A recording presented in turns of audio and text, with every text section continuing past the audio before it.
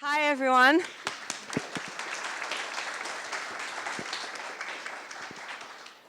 Great to be here. Amazing event by the team. I am impressed with their energy, enthusiasm, knowledge. I mean, Jess is just a kid in my eyes, and look at her. This is the future generation, the present and the future generation. They think differently, they have different needs, they behave differently, and we have to acknowledge it and adjust ourselves to it. And as I always do, and I apologize for doing that before I present myself, I always have to pick on something that was said before me, and I'm going to do that now. Jess, I agree partly that FTX was not only a crypto problem. However, I think it is important for us in the crypto industry to acknowledge that FTX was a centralized crypto exchange. And we can debate what CeFi, because that's the terminology we use to reference centralized financial services, centralized crypto financial services. There's a huge difference between CeFi and DeFi. Obviously, there's a larger concentration of risk in CeFi. We don't have the time to dissect what happened with FTX. The reason why it is problematic, it's because it has created a huge reputation problem for our industry. Not only via losses of money and capital, but also because Sam Bankman-Fried was someone who you could see publicly hanging out with politicians every single day in DC. And so he was perceived not only by the industry, but also by the political spectrum as someone who's reliable and trustworthy. So when the collapse happened, there's this ripple effect on all of us. And hopefully, after today's discussions, we can understand that crypto is a lot more about new things and new ethos and new things that are being developed and designed, and that the spotlight is unfortunately on the 10% that generate scandals, behave in a nefarious way, just because sensationalism attracts media attention. That's how it is. That's how it's always going to be. We live in an era of monetized virality, and this is not going to go away, which is why I think it's important to talk about what's actually being built in crypto and how transformational that will be. And on Kirsten's remarks, actually, JPEG, we tend to reference NFTs and then JPEGs and all sorts of these quirky videos. Well, actually, they're an expression of community ownership, and the fact that communities decided to coalesce around something that we find ridiculous, I don't, that potentially other people find ridiculous, is not necessarily a bad thing. It's, again, another era, another ethos, and this is what this new industry is all about. Now, to swiftly present myself, my background is in politics, traditional finance, where I did a lot of work on crypto, Citigroup that is. The political career was in the European Parliament, where I was head of cabinet for one of the vice presidents of the EPP group, still the largest political group, let's see, after the elections next year.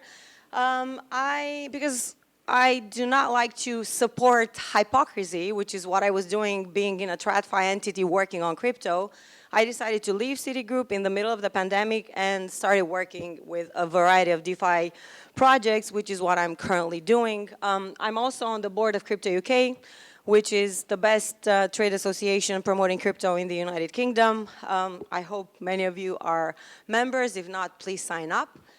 I'm on the board of the Multi-Chain Asset Managers Association, which is an association promoting on-chain asset management. And I support, like I said, a variety of projects across the spectrum, from open metaverse to Web3, digital fashion, next-gen DeFi protocols, gaming, etc. So that's what I do. I do have a filter that combines many viewpoints, which is why I will try to present my mental model for analyzing crypto. Can we please move to the... Yeah, sorry about that. We're going to be doing some manual. Okay, skip that. Okay, so I didn't know, when I was given full freedom to choose what topic I would choose to touch upon, and crypto is a wide ecosystem. There are many things that you can talk about. And the reason why I decided to talk about DeFi is I think it's so misunderstood. It's not a hugely capitalized, I mean, we're talking about 45 billion in market cap currently, at its height 180, but still it attracts so much attention. There's so much misunderstanding around it.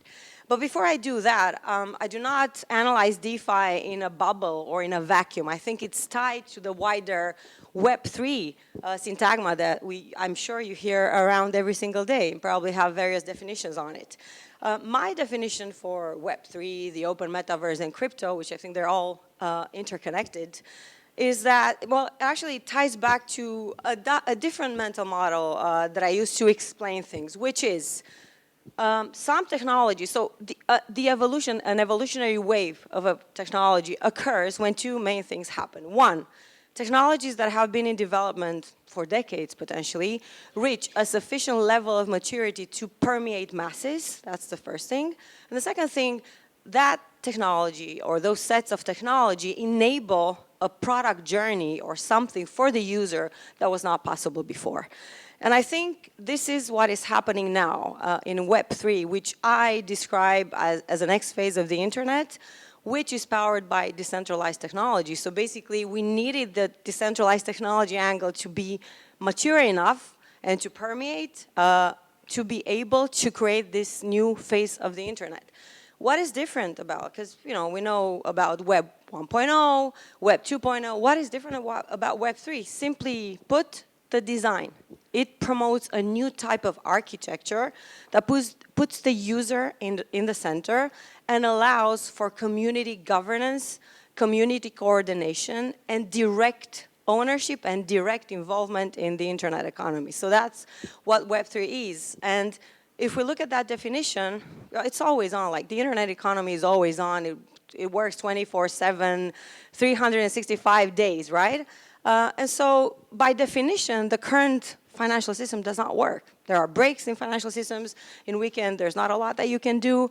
There are, I don't know, there's this obsolete network of intermediaries. So, for the Web3 paradigm, you need a new financial system. And this is what crypto more largely is, and this is what DeFi as an issue is. And to put it simply, DeFi basically emulates, or its first iteration, its first implementation, emulates what's happening in traditional finance, but with a very different approach, meaning that they cut out the extremely convoluted intermediary network and it's replaced by code. So think of DeFi as traditional finance without all of the intermediaries, and now the intermediaries are replaced by algorithms.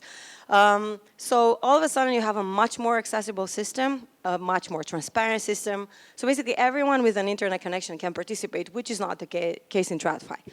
If we move on to this next slide, this is a very basic, I don't know, classification of various attributes of DeFi and TradFi. And amongst all of them, my favorite thing is the fact that you control your money, that you can design whatever financial instrument or product that you think of, which is not possible today. So let's be clear, if Jess here has an amazing idea about a new financial product that she wants to design, she can do it in DeFi. She can interact directly with the protocol and create it. In TradFi, she needs to have a particular license, she needs to have a particular amount of capital, she needs to go through brokers, etc. So it's not possible. So my favorite part about DeFi is not just access to the users, it's also access to the creators. So anyone with a great idea can now try to implement it and see how it works. Which is why I think it's important, thank you, to understand the DeFi stack, which is not that complex. And I've been one of the proponents of understanding how these things work at a technical level for years, and I've always been told that, oh, no, come on, people will get lost in technology, they're not going to be attracted to the topic anymore. I disagree fully.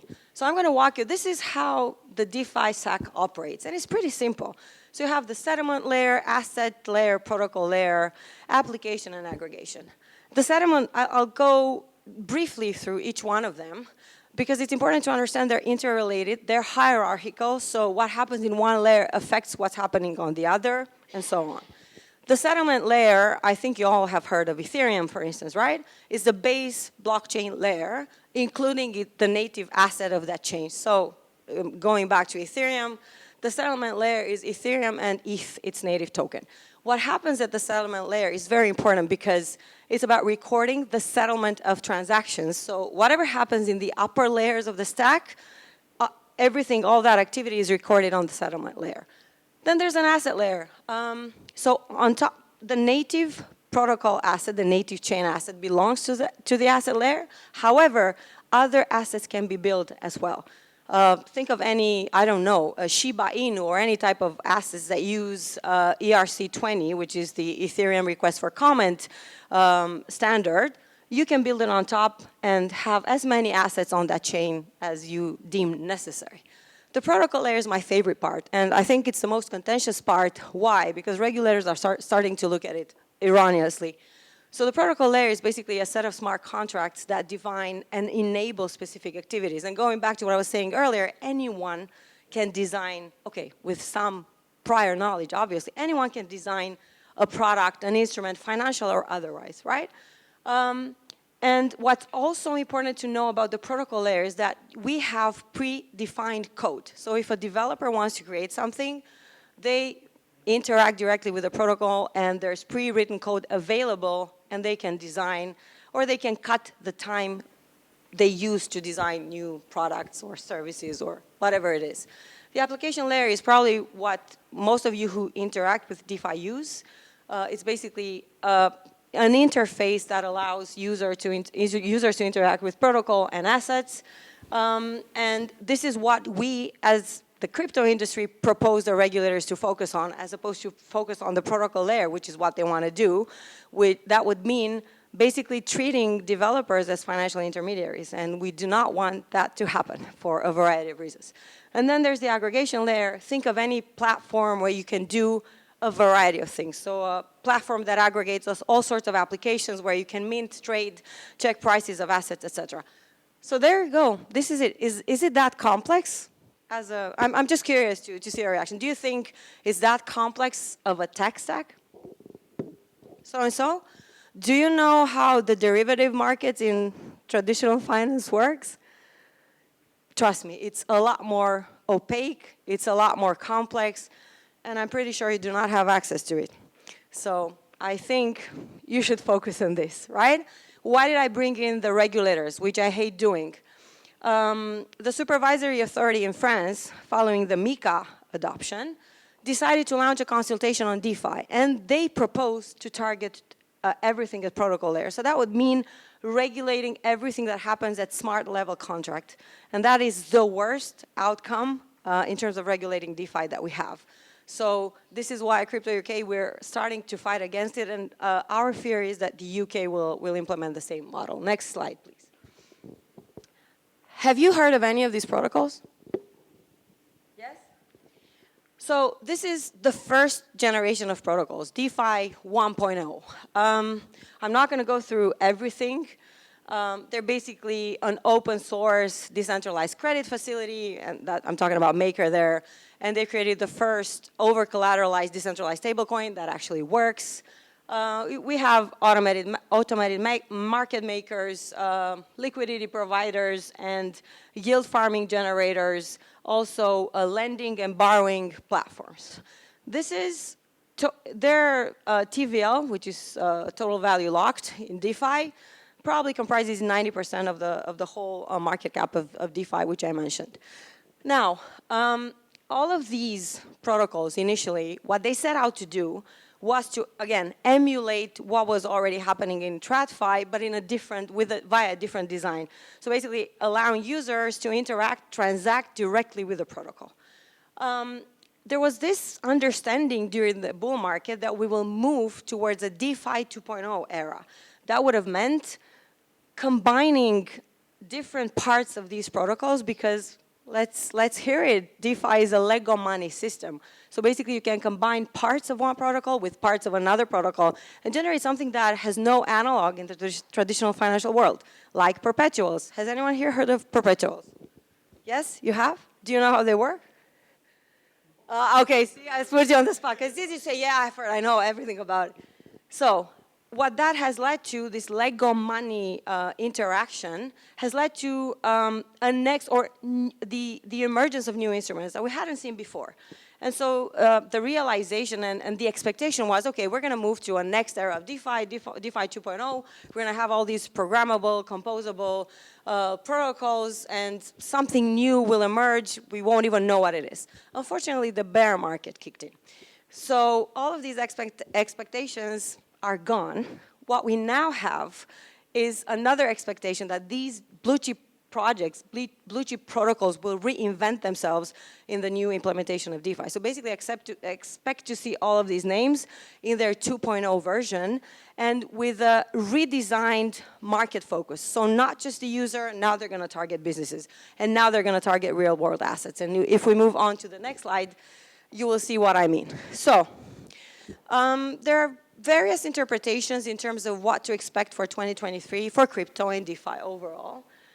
In my mind, these are the most relevant ones. Real-world assets, DAOs, stablecoins, zero-knowledge technologies, regulation, unfortunately, next-generation protocols, which I've also mentioned, and self-sovereign identity and decentralized reputation systems. Real-world assets, which is a very interesting topic because I'm pretty sure those of you who were interested in crypto 5 or 6 years ago have heard of tokenization.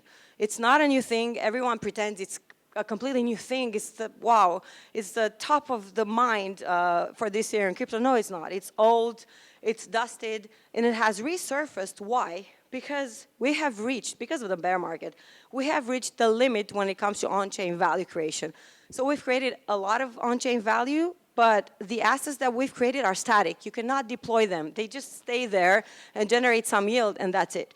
So we need real-world assets, but we do not need them necessarily in tokenized form. What we need is to enable the real-world assets to be used as collateral. Does anyone in the room know the total value of the real-world assets market? Can you give me an estimate? Anyone? 150, maybe 200 trillion, something like that. About 200 trillion. 800. 860 trillion. So you can imagine now that the industry has matured a little bit, you want to tap into that capital. And the first one to do it was Maker.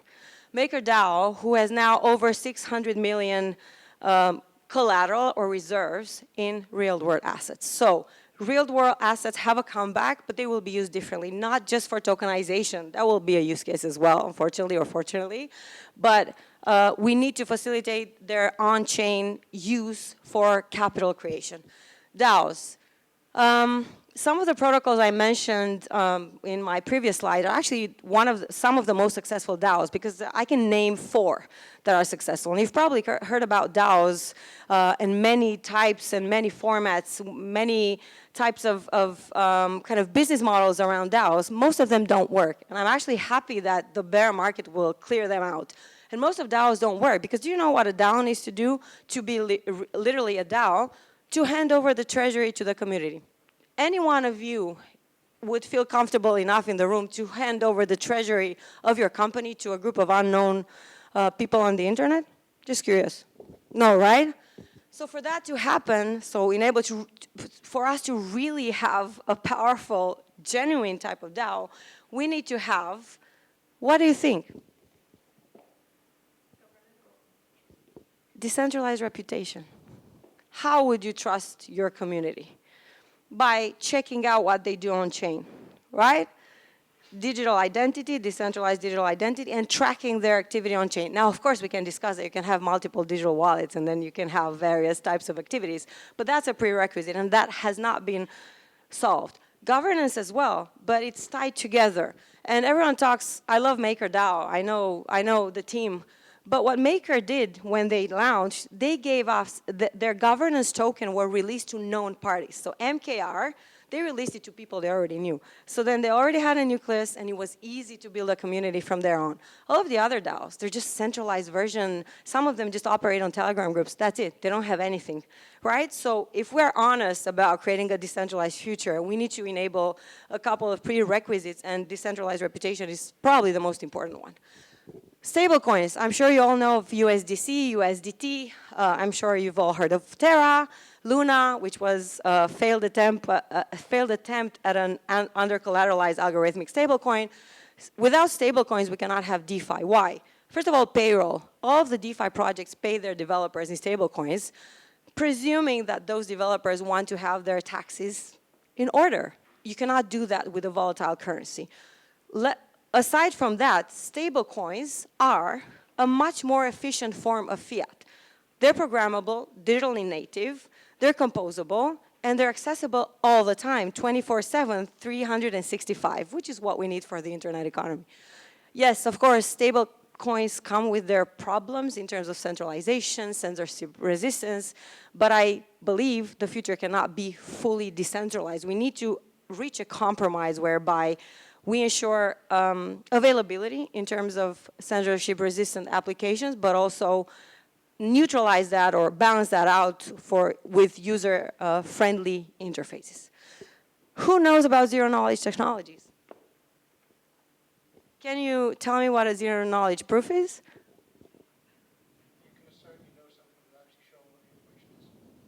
So basically, yes, it's a digital verification mechanism where you can prove to the verifier that you know something without necessarily revealing that information. Does anyone know when since when they have been researched? Or do you have any idea when ZK? 85. So they were, and going back to what I was saying earlier, sometimes technology kicks in just when it's mature enough to actually make a difference, right? So zero-knowledge proofs are not only privacy preserving, you may have heard of Zcash, that was the first full use case for ZK proofs, but they're also a building block for zero-knowledge rollups. Going back again with the question, does anyone know what zero-knowledge rollups are? Yes, so I just wanted to check because then everyone knows about the privacy preserving part, but people do not know about the scalability. So the main issue we confront ourselves right now in crypto is the fact that we do not have scalable infrastructure and we're working towards that, right? Zero knowledge rollups or rollups in general enable that. And there are two main rollup systems. The optimistic rollup, which as the name suggests, is based on the assumption that every transaction in a bundle of transactions is valid. And then there's the zero-knowledge rollup, which works on regular validity of truth and the proof of validity. And that same bundle of transaction is processed off-chain, and then the result recorded on the parent chain, right? So these two technologies are important to remember because, first of all, you will hear a lot about them, so it's important to know what they mean. It's important to understand that one references privacy. You can have a combination of both privacy and scalability, but they're going to be central when it comes to scalability and privacy preserving in crypto, and also they're going to be extremely important in bringing institutional adoption and institutional capital into crypto. Regulation. I don't want to spend too much time on regulation, just to say that it is concerning that the UK is probably the only jurisdiction looking to regulate DeFi and has stated it will do so. When I mentioned France, they just launched a consultation. UK has announced publicly that they're looking to regulate decentralized finance. We in the industry don't even know how we want DeFi to be regulated, let alone some regulators who operate on obsolete methodology, models, and mind frames. So this is something that is extremely concerning, but this is what CryptoUK was designed to do. So we're going to have a huge battle on our hands in the next couple of years. Like I mentioned, DeFi has a market cap of 45 billion. It's nothing. And it's mostly designed for people, degens, who live in the crypto bubble, right? We need to change that. I don't believe in a future where DeFi will take over TradFi. I do, however, believe in a future where we will have a hybrid model, a combination of the two, because of what I referenced earlier. I think it's important. I think it's the new age, basically, and we need to incorporate it.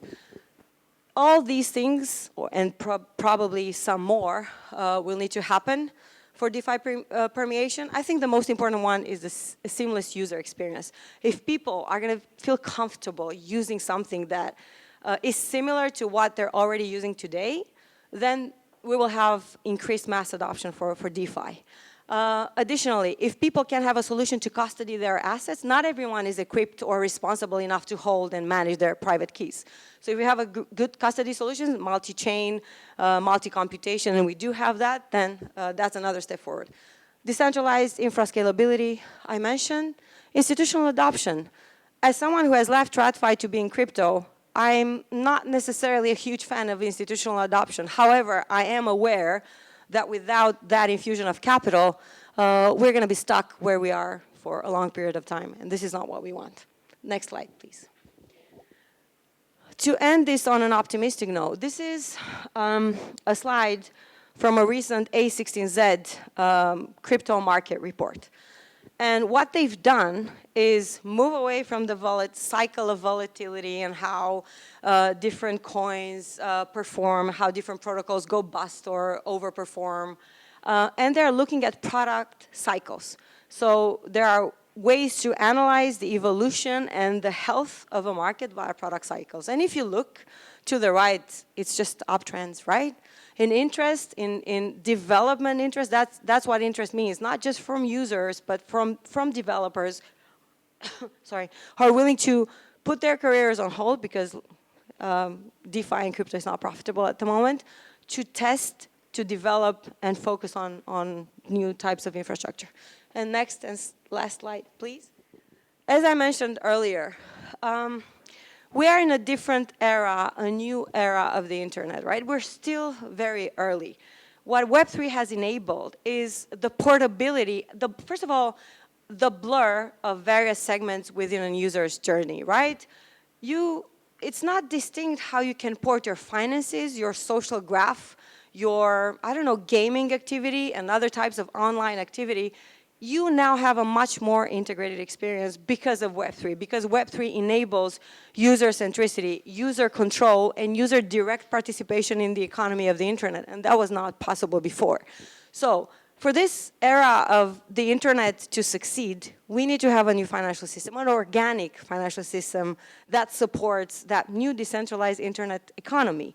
And the momentum is here, despite what you hear, despite the huge reputation problem that crypto has, but we're all working to reverse that. The momentum is here, policy momentum. Everyone is interested in crypto. Do they understand it? Do they know how to regulate it? Definitely no. But it's a chance for us to inform them. There's that new concept of let's dissociate credit creation from payments. And this is what stablecoins are doing. And let's create and move on from that base layer of money, that was the first implementation of crypto, to a base layer of financial services via DeFi, and to the creation of a decentralized capital markets, basically, where everything can be accessible by any user or by any community, irrespective of their part of the world. I know we have a lot of problems. The system is not perfect. I am a genuine believer, and I'm probably twice Jesse's age. I'm a genuine believer, and I'm dedicated my life and my profession to make this happen. And also remember something else. We tend to filter things via our Western democracy lens. People in other parts of the world do not have a safe, sound, reliable financial system. We do. I mean, fine, we can wait 2-3 days for settlement. Who cares? But in other parts of the world, first of all, people do not have access to banking services, do not have access to a digital identity or an identity at all. So they're completely left outside of the system. And they would want to have a non-volatile national currency, which they will never have. So then the solution is the global currency, which is crypto. And that's it. I'm pretty sure I went over 15 minutes, but I hope, even if you found some of the terminology excruciating, remember 1 or 2 or 3 and go and research it. Who knows what ideas you'll come up with. Thank you very much.